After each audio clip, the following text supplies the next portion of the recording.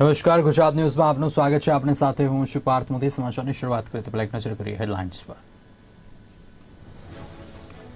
રાજ્યસભામાં 8 ભાજપના 3 ઉમેદવાર બિનહરીફ, 2 અપક્ષ ઉમેદવારના રાજ્યસભાના ફોર્મ રદ થયા. એસ જયશંકર, બાબુ દેસાઈ, કેસરી દેવસિંહ ઝાલા બિનહરીફ. અમદાવાદની એમસી વસૂલશે on street park charging. Sindhubhavan road પર વાહન પાર્ક કરશો તો ચાર્જ વસૂલાશે. ગુજરાત માટે આગામી 5 દિવસ અતિ ભારે, આવતીકાલથી વધશે વરસાદનું જોર, હવામાન વિભાગની આગાહી.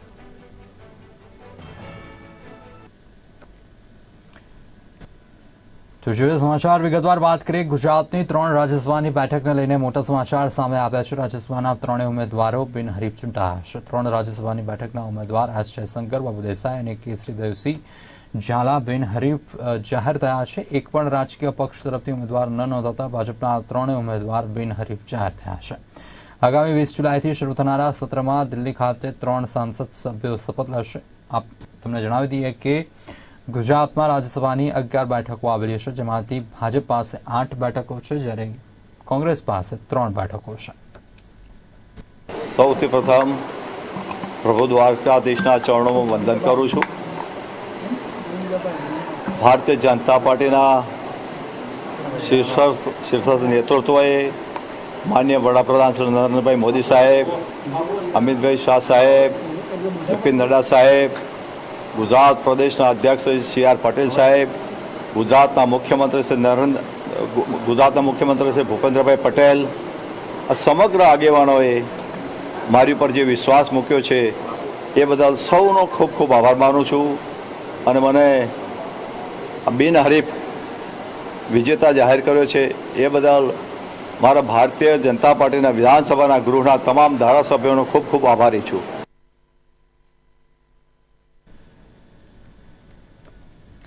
રાજકોટ પોલીસ કમિશનર દ્વારા 150 ફૂટ રિંગ રોડ પર ખાનગી ટ્રાવેલ્સને પ્રતિબંધનું જાહેરનામું બહાર પાડવામાં આવ્યું હતું. ખાનગી ટ્રાવેલ્સના સંચાલકોએ સાંસદ મોહન કુંડારિયા સાથે મુલાકાત કરી હતી. ઉપરાંત આ અંગે એસોસિએશનના લોકોએ ધારાસભ્ય રમેશ ટીલાળાને રજૂઆત કરી હતી અને ધારાસભ્ય રમેશ ટીલાળાએ સાથે સમસ્યાનું નિરાકરણ લાવવા માટે ચર્ચા કરવામાં આવી હતી. તો આગળ વાત કરીએ હવામાનને લઈને. આવનારા 3 દિવસ ભારે હવામાનની જે આગાહી સામે આવી છે, આવનારા 3 દિવસ વરસાદની આગાહી વ્યક્ત કરવામાં આવી છે. વરસાદને લઈને રાજ્યના હવામાન વિભાગે એકવાર ફરીથી આગાહી વ્યક્ત કરી છે. આગામી 7 દિવસ રાજ્યમાં સામાન્ય વરસાદ રહેશે. સૌરાષ્ટ્ર સહિત સમગ્ર ગુજરાતમાં આજે ભારે વરસાદ રહેવાની સંભાવના છે. જ્યારે દક્ષિણ ગુજરાતના વલસાડ, નવસારી, ભરૂચ, વડોદરામાં ભારે વરસાદ રહેશે. રાજ્યમાં હળવાથી સામાન્ય વરસાદ રહેવાની આગાહી વ્યક્ત કરવામાં આવી છે.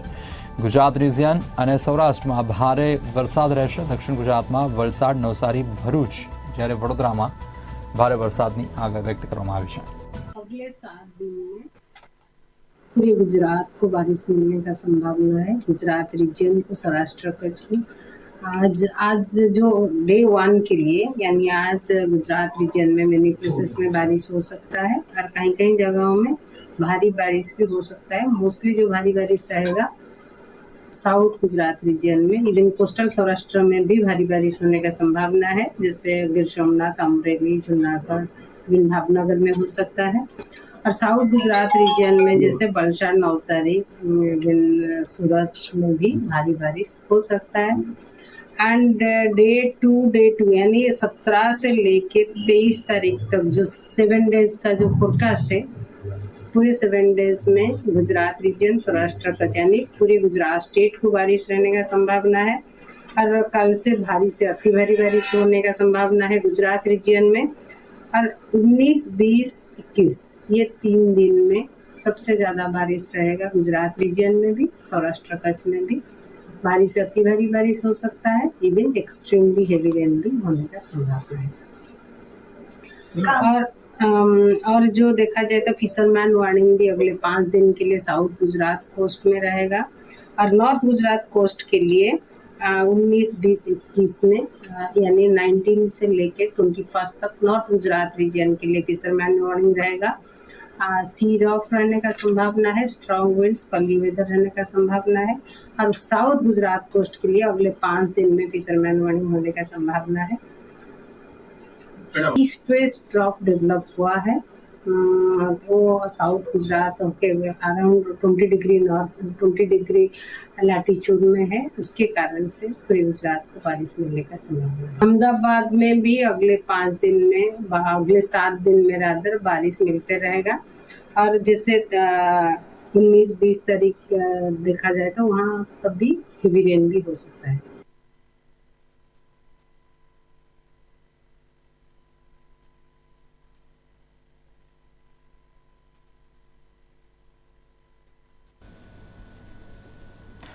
અમદાવાદના કુબેરનગર ખાતે આવેલી આઈટીઆઈ કેમ્પસમાં નવી બહુમાળી બિલ્ડિંગનું ઉદ્ઘાટન કરવામાં આવ્યું હતું। શ્રમ કૌશલ્ય વિકાસ અને રોજગાર વિભાગના કેબિનેટ મંત્રી બળવંતસિંહ રાજપૂત દ્વારા નવનિર્મિત બિલ્ડિંગનું ઉદ્ઘાટન કરાયું, જેમાં નોકિયા ટેલિકોમ ગુજરાતના સહયોગથી skill development Nokia centre of એક્સલન્સની સ્થાપના કરવામાં આવી। 5G ટેકનોલોજી કૌશલ્યમાં વિદ્યાર્થીઓને તાલીમ આપવાના ઉદ્દેશ્યથી સ્કિલ લેબની સ્થાપના કરાઈ। પ્રોજેક્ટના પ્રથમ વર્ષમાં 300 જેટલા ઉમેદવારોને સ્કિલ લેબનો લાભ મળશે અને નોકિયા તેના ઇન્ડિયા CSR પ્રોગ્રામના ભાગરૂપે 5 લેબ માટે ઇન્ફ્રાસ્ટ્રક્ચર સાધનો અને તાલીમો પણ આપશે।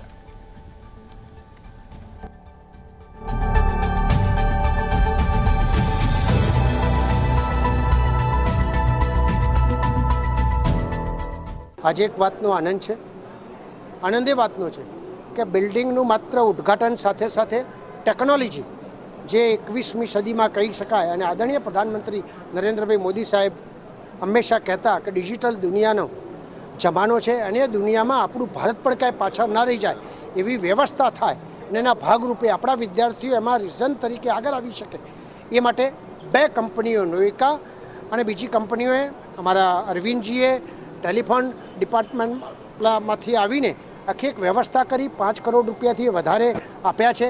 એ વિદ્યાર્થીઓ એનો ભાગ લઈ શકે અને ટેકનિકલી સ્તર ઉપર જ બધું શીખી શકે એવું એક સરસ આયોજન કર્યું છે। કંપનીશ્રીને અને જે લોકો મિત્રોએ આમાં જે કોઈ કામ કર્યું છે બધાને ખૂબ ખૂબ દિલથી અભિનંદન આપું છું અને લોકોને વિનંતી કરું છું કે જે અહીંયા આગળ મુકાણું છે જે થયું છે એનો લોકો વધુમાં વધુ લાભ લે।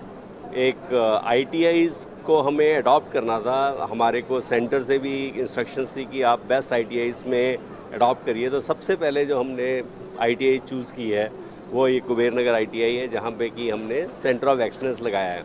सेंटर ऑफ एक्सलेंस में 7-8 डिफरेंट टाइप की टेक्नोलॉजीज़ की लैब्स लगती हैं, जैसे कि यहाँ पे हमने 5G, IoT, handset repair, assembly lines, इन सब की पूरी ट्रेनिंग देने की हमने कोशिश की है। जैसा कि आप सब जानते हैं कि 15,000 से ऊपर ITIs हैं और इतने लाखों बच्चे वहाँ से पास आउट होके आ रहे हैं, लेकिन उनके लिए रोज़गार अच्छा जमाने के लिए ये बहुत ज़रूरी है कि उनको लेटेस्ट टेक्नोलॉजी के बारे में भी पढ़ाया जाए। तो जो ITI के सिलेबस होते हैं उसके साथ हम 3 महीने की ट्रेनिंग देंगे, जिसमें कि बच्चों को 5G, IoT, मशीन लर्निंग, इन सब चीज़ों के बारे में ट्रेनिंग दी जाएगी।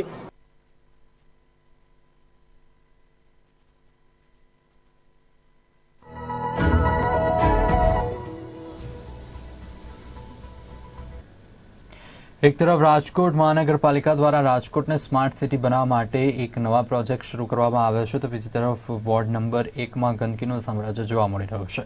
જ્યાં જો ત્યાં માત્ર ગંદકીના ગંજ જ જોવા મળી રહ્યા છે, જેના કારણે કોઈ ડમ્પિંગ સાઇટ તેવી વોર્ડ નંબર 1ની હાલની સ્થિતિ વરસાદી માહોલમાં ગંદકીના કારણે રોગચાળામાં પણ વધારો થઈ રહ્યો છે, જેના કારણે સ્થાનિક લોકો દ્વારા તંત્ર પર રોષ ઠાલવામાં આવી રહ્યો છે, પરંતુ મનપા તંત્ર નિંદ્રાધીન અવસ્થામાં હોય તેવું લાગી રહ્યું છે।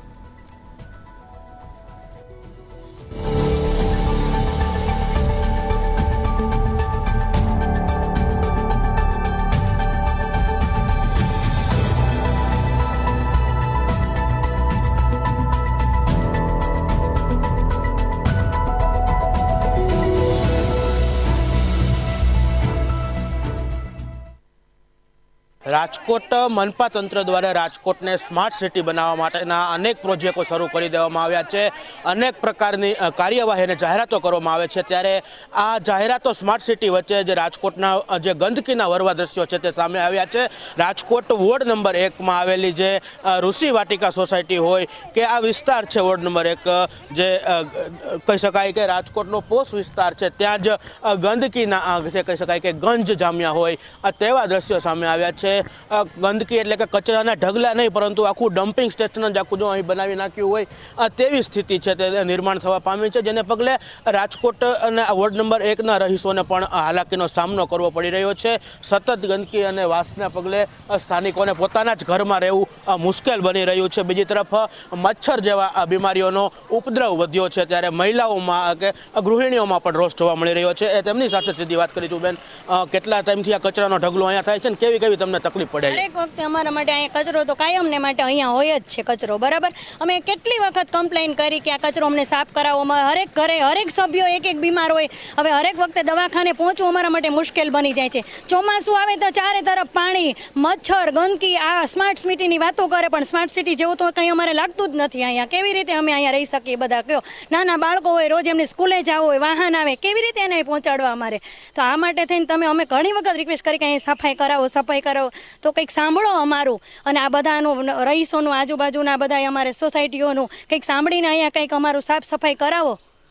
ચોક્કસ જે રીતની વાત કરવામાં આવે તો અન્ય મહિલાઓ સાથે વાત કરીશું, કેવી તકલીફ પડે છે? ખાસ તો આખો દિવસ ગૃહિણી છો, ઘરે જ આપ રહેતા હોય છો, આખો દિવસ ગંદકીમાં રહેવામાં કેવી તકલીફ પડે છે? અહીંયા ગંદકીમાં એવું છે કે અહીંયા છે ને આ લોકો ગમે તેટલી વાર આપણે કહી છીએ તો કચરો અહીંયા જ નાખી જાય છે। કોઈ આપણને જવાબ દેતું નથી। કેટલી વાર કમ્પ્લેન કરી છે, કેટલી વાર ફોટા પાડી ગયા છે, તોય આ લોકો હા કરીને વયા જાય છે। અહીં કોઈ જવાબ દેતું નથી। ફોન એટલી વાર કરી છે તોય કોઈ અમને જવાબ દેતું નથી। એ અમે એમ કહી છીએ કે અમને છે તમે મદદ કરો, અમારી આ ગંદકી છે, મચ્છર, છોકરા માંદા પડે છે, એના માટે તમે સફાઈ માટે તમે જરાક અમારી રિક્વેસ્ટ છે કે તમે થોડુંક સફાઈ કામ અમને મદદ કરો, એવી અમારી ઈચ્છા છે। ચોક્કસ જે રીતની વાત કરવામાં આવે તો સતત આ ગંદકી અને જે મચ્છર વચ્ચે છે તે મહિલાઓને તકલીફ હાલાકી પડી રહી છે। ખાસ તો છોકરાઓ, બાળકો ઘરે હોય છે, સતત અવારનવાર બીમાર પડે છે, ત્યારે બાજુમાં જ સોસાયટીની બાજુમાં જ કચરાના ઢગલા છે। સરકારને, તંત્રને તમે રજૂઆત કરી તો શું જવાબ આપે છે? જવાબ તો મળે, સાફ સફાઈ એકવાર કદાચ થઈ જાય પણ પાછું નવેના કે દિવાળી એનું એ જ પાછું ઊભું હોય બધું, કે કેટલી વાર અમારે એકની એક વસ્તુ માટે કેટલીક વાર ફરિયાદ કરવાની હોય। એકની એક વસ્તુ માટે કાયમ ફરિયાદ કરવી એ યોગ્ય ન કહેવાય ને। એ લોકોએ પણ સમજવું જોઈએ, તંત્રએ પણ, કે ભાઈ અહીંયા અને સફાઈ કાંઈ એવું જરૂરી નથી કે ઘડીએ વારે કહેવું પડે। સફાઈ સૌ પોતાના ઘરે સૌ પોતે કરતા હોય, અને શેરીની ને જે કાંઈ સફાઈ હોય તે તંત્રએ જ કરવાની હોય છે। તો એ કેમ નથી થતી? વારે વારે અમારે કહેવું પડે એ યોગ્ય નથી કહેવાતું। અમે ઋષિવાટી શેરી નંબર 1માંથી આ રજૂઆત કરવા બધા બૈરાઓ ભેગા થયા છીએ। કેટલા ટાઈમથી આ કચરાના ઢગલાઓ અહીં છે? કચરાના ઢગલા કાયમ માટે હોય છે। એકવાર કદાચ સફાઈ થઈ જાય અને પાછું બીજી વાર પાછું વીને એનામાં ચોમાસામાં તો તમે જુઓ, અત્યારે જુઓ, તમે વિડીયો ઉતારો, એકવાર નહીં 4 દી પછી આવશો તો પાછા એના એ જ હશે બધા। તો આના માટે કંઈક યોગ્ય નક્કર પગલાં લેવા જરૂરી છે। ચોક્કસ જે રીતની વાત કરવામાં આવે તો રાજકોટ જ્યારે સ્માર્ટ સિટી બનતું હોય, અનેક પ્રોજેક્ટો અને સરકારના મોટી મોટી જાહેરાતો થતી હોય છે, ત્યારે રાજકોટ વોર્ડ નંબર 1ની જ કહી શકાય કે ઋષિ વાટિકા સોસાયટી છે તેના સ્થાનિકો ગંદકીથી પીડાઈ રહ્યા છે અને અવારનવાર બીમાર પડતા હોય તેવી ફરિયાદો પણ છે તે સ્થાનિકો દ્વારા કરવામાં આવી રહી છે। બીજી તરફ તંત્ર સામે પણ સવાલો ઉઠી રહ્યા છે કે તંત્ર અને અનેક વખત રજૂઆત કરવા છતાં ફક્ત જે કહી શકાય કે કોણીએ ગોળ આપતા હોય તેમ ફક્ત જે રજૂઆતો સાંભળે છે, પરંતુ કોઈ ઠોસ કાર્યવાહી હજી સુધી કરવામાં નથી આવી, જેને પગલે સ્થાનિકોને હાલાકીનો સામનો કરવો પડી રહ્યો છે। કેમેરામેન કેતન લખતરિયા સાથે શુભમ ભટ્ટ, ગુજરાત ન્યૂઝ, રાજકોટ।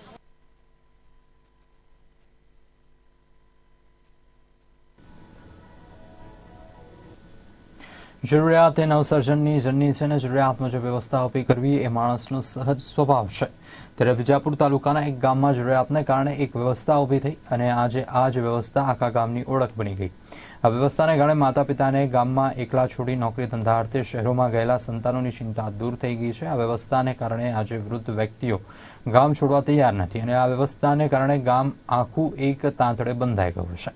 જોકે આ વ્યવસ્થા એક સમય મજબૂરીમાં શરૂ કરવામાં આવી હતી। શું છે આ અનોખી વ્યવસ્થા અને મજબૂરીમાં શરૂ થયેલી આ વ્યવસ્થા કેવી રીતે ગામની ઓળખ બની ગઈ, જો અમારા આ વિશેષ અહેવાલમાં। સંયુક્ત કુટુંબ અને પરિવાર પ્રથા હવે અસ્તિત્વમાં રહી નથી અને ગામડામાં એકલવાયું જીવન જીવવું દોયલું બન્યું છે। એવા સંજોગોમાં વિજાપુર તાલુકાનું સાંકાપુર ગામ આજે પોતાની એકતા અને કુટુંબ ભાવના માટે પ્રસિદ્ધ બન્યું છે। આ ગામે વસુધૈવ કુટુંબકમની ભાવના સાચા અર્થમાં સાર્થક કરી છે। આ ગામમાં સામૂહિક પરિવારની ભાવના જન્મવા પાછળ મજબૂરીના કારણે શરૂ કરાયેલું એક રસોડું જવાબદાર છે. આ ગામમાં પારિવારિક રસોડા યોજના ચાલે છે અને ગામના તમામ લોકો આ રસોડામાં જમે છે. ગામમાં એક પણ વ્યક્તિના ઘરે ચૂલો સળગતો નથી. આ યોજના શરૂ કરવા પાછળ રસપ્રદ ઇતિહાસ છે. આ ગામની કુલ વસ્તી 550 જેટલી છે, જે પૈકી 300 કરતા વધુ લોકો ધંધાર્થે અમદાવાદ અને અન્ય શહેરોમાં સ્થાયી થયા છે. આ કારણે ગામમાં ગણ્યા ગાંઠ્યા યુવાનો અને મોટા ભાગે વૃદ્ધ માતા પિતા જ બચ્યા છે. હવે સંતાનો માતા પિતાને છોડીને ધંધા માટે બીજે ગયા, પરંતુ ગામમાં એકલા રહેતા વૃદ્ધ માતા પિતાનું કોણ? વૃદ્ધ માતા પિતાને સતાવતી સૌથી મોટી ચિંતા હતી 2 ટાઈમનું ભોજન. આ ચિંતાને કારણે ગામમાં વડીલો માટે સામૂહિક રસોડું શરૂ કરવાનો વિચાર આવ્યો. આ માટે અમદાવાદ ખાતે રહેતા ગામના એક યુવાને રસોડું શરૂ કરવા માટે મોટું દાન આપ્યું અને શરૂ કરવામાં આવી પારિવારિક રસોડા યોજના. આ યોજનામાં શરૂઆતમાં માત્ર વડીલો જ જમતા હતા, પરંતુ સમય જતા ગામમાં બચેલા યુવાનો પણ આ રસોડા સાથે જોડાયા. આ કારણે આજે ગામમાં વસતા તમામ 250 લોકો, વડીલ અને યુવાનો તમામ એક જ રસોડે 2 ટાઈમનું જમે છે. આ કારણે ગામમાં કોઈ પણ વ્યક્તિના ઘરે ચૂલો નથી સળગતો. ઘરે કોઈ મહેમાન આવે કે દીકરા દીકરી ગામમાં આવે, તમામ આ રસોડામાં જ જમતા હોય છે. સૌપ્રથમ આ યોજના ઊભી કરવામાં પટેલ સ્વર્ગસ્થ શંકરભાઈ ભક્તિદાસના પરિવારના દીકરાઓને આવેલો બલાભાઈ, અશોકભાઈ અને પ્રકાશભાઈ. એમને એક વિચાર આવ્યો અને ગામ પ્રત્યે પ્રેમ, લાગણી, હૂંફ એમના આ ગામ પ્રત્યે એમ જ કે મારું ગામ છે ને મારા આ ગામનું કંઈક આગળ લઈ જવું છે, એવા વિચારથી એમને એક શુભ શરૂઆત આ ભોજનાલયથી કરી. અને ભોજનાલયની અંદર આખું ગામ એક રસોડે જમા અને એ તમામ આનંદથી જમવા એવો એમને એક વિચાર હતો. એના કારણે અમે આ ભોજનાલય શુભ શરૂઆત કરી અને ભોજનાલયનું નામ પારિવારિક ભોજનાલય નામ આપવામાં આવ્યું. અને આ ભોજનાલયની શુભ શરૂઆત 7/2/2022ના રોજથી શુભ શરૂઆત કરવામાં આવેલી હતી. એટલે એક દિવસની રજા હોય, ઉનાળુ વેકેશન હોય, નવરાત્રિનો પ્રસંગ હોય અથવા ગામનો કોઈ પણ ઉત્સવ અથવા પ્રસંગ હોય તો બધાને આવવાનું મન થાય છે કે ચલો ગામડે જઈશું, આપણા ગામમાં તો ભોજનાલય શુભ સગવડ છે એટલે આપણે ત્યાં આગળ જમીશું અને આનંદથી અઠવાડિયું રહીને પછી એમ કે આપણે પાછા તો આપણા ધંધા ઉપર આવીશું. એટલે એના કારણે બધા ગામ તરફ પ્રેમ જાગ્યો અને અહીં આગળ આવવાનું મન થયું. ગામની વાડીમાં આ રસોડું શરૂ કરવામાં આવ્યું છે. આ રસોડાના સંચાલનની જવાબદારી ગામના 3 વડીલને સોંપાઈ છે. તો આ રસોડે જમતા લોકોને ઓર્ગેનિક શાકભાજી મળી રહે તે માટે ગામના જ એક વ્યક્તિ દ્વારા વાડી નજીક 1 વીઘો જમીન દાન કરવામાં આવી છે. એ જમીન ઉપર વિવિધ શાકભાજીની ખેતી કરવામાં આવે છે અને તેનો ઉપયોગ ગામના પારિવારિક રસોડા માટે કરવામાં આવે છે. આ રસોડામાં રસોઈ માટે પણ સંપૂર્ણ હાઇજેનિક પદ્ધતિનો ઉપયોગ થાય છે. લોટ બાંધવા માટે મશીન છે, તો રોટલી બનાવવા માટે પણ મશીનનો જ ઉપયોગ થાય છે. તો રસોડે જમતા લોકોની નિયમિત હાજરી પણ પૂરવામાં આવે છે. આ કારણે કોઈ વ્યક્તિ જમવા ન આવ્યા હોય તો તેના ઘરે તે વ્યક્તિની તપાસ થઈ શકે. આ રસોડામાં જમવા માટે પ્રતિ વ્યક્તિ દીઠ 35 રૂપિયા ચાર્જ નક્કી કરવામાં આવ્યો છે. તો બાળક માટે 15 રૂપિયા ચાર્જ નિયત કરવામાં આવ્યો છે. આ ચાર્જ પ્રતિ માસે રસોડામાં જમતા લોકો ચૂકવતા હોય છે. આ માત્ર કોઈ ભોજનાલય કે લોજ જેવું નથી. અને જે લોકો અહીંયા ગામડાની બહાર રહ્યા છે, જે લોકોને ગામડે આવતા અમુક વખત ખચકાટ થતો કે ઘરે આવીશું તો શું જમીશું, એમની ઘરમાં વ્યવસ્થા ન હોય, પરંતુ સહજતાથી ગામડે સરળતાથી આવી શકે છે અને ગામ સાથે હવે જોડાયેલા રહે છે. આ યોજના શરૂ કરવાના મુખ્યત્વે 2 આશય છે કે જે વૃદ્ધો છે, જે પોતે શારીરિક અશક્ત થયા છે, રસોઈ બનાવવામાં પણ એમને મુશ્કેલી પડે છે, તો એ પણ એમના માટે આશીર્વાદરૂપ છે. અને એ સાથે યુવાન વર્ગ જે ખેતી વર્ગ સાથે જોડાયેલો છે એમના માટે પણ એટલા માટે કે એ મોટાભાગનો સમય કેમ કે ઘરે જે સ્ત્રી વર્ગ છે રસોઈમાં જોડાયેલો રહેતો, એ પણ આજે પોતાની ખેતરમાં પણ સાથે જઈ શકે છે, વધુ સમય ખેતરમાં પણ આપી શકે છે. તો એક આવક માટે પણ એક ફાયદાકારક રહ્યું છે. અને જે લોકો જોડાયેલા છે એક બિલકુલ એક પારિવારિક સંબંધો એમની વચ્ચે નિર્માણ થયા છે. વૃદ્ધોની બહુ ઈચ્છા હતી કે એમ કે સારી રીતે આ ભોજનાલય શરૂ થાય તો અમારે ઘરે એકલાય રહેવું. પુરુષ એકલો હોય તોય રહી શકે, સ્ત્રી એકલી હોય તોય રહી શકે. એટલા માટે ભલાભાઈના કહેવાથી એમના માર્ગદર્શનથી આ ભોજનાલય શરૂ કર્યું પારિવારિક. સરસ લાગે છે, બધા આડી મળીને કામ કરીએ છીએ અને આ ખેતરમાંથી હાલ આવ્યો એવા સીધો અહીંયા જમવા નિસ્વાર્થ ભાવે, સ્વાર્થ વગરની. સાંગાપુરા ગામમાં ઊભી થયેલી વ્યવસ્થાને કારણે વડીલોને ભોજનની ચિંતા નથી, તો તેમના સંતાનોની માતા પિતાના ભોજનની ચિંતા પણ ટળી ગઈ છે. આ કારણે શહેરમાં જે વડીલોને ફાવતું નથી તે પણ ગામમાં હોંશે હોંશે કોઈ પણ ચિંતા વગર વસવાટ કરી રહ્યા છે. ત્યારે શરૂઆતમાં મજબૂરીમાં શરૂ થયેલી આ યોજના રૂપી વ્યવસ્થા તેણે આજે આખા ગામને પરિવારની ભાવનાની એક નવી ઓળખ અપાવી છે.